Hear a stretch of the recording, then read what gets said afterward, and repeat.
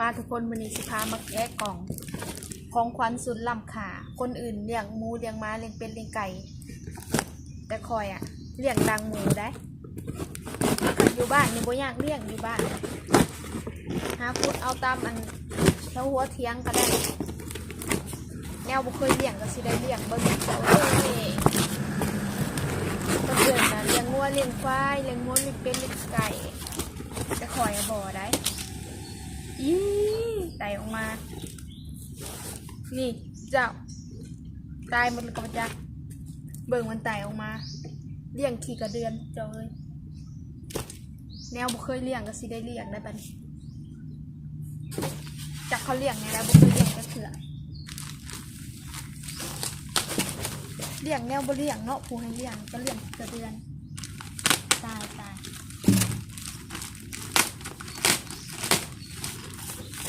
เลี้ยงขี่กระเดือนนี่เอายังเป็นเจ้า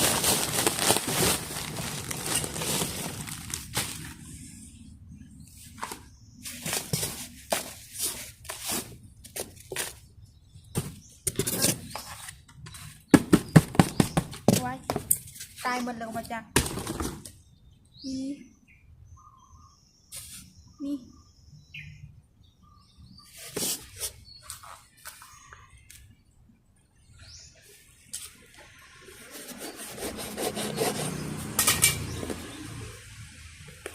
ปลากระเดือนอดีอล้อนี่เบิ้ง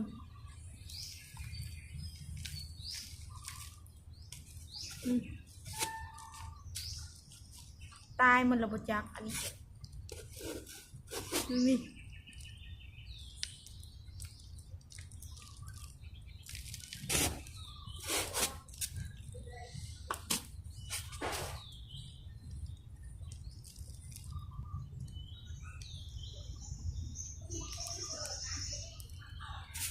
เล่นนี่บอกเขาเรียนกระเดือน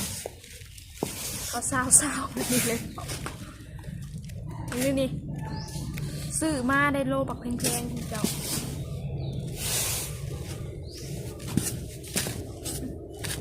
ก่อยสิเลี้ยงใส่ซองอัน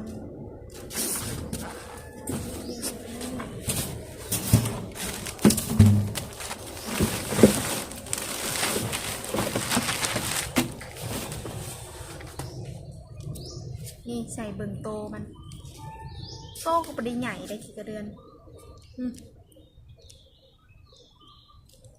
ขออนุญาตสำหรับคนขี้เดียดเด้อ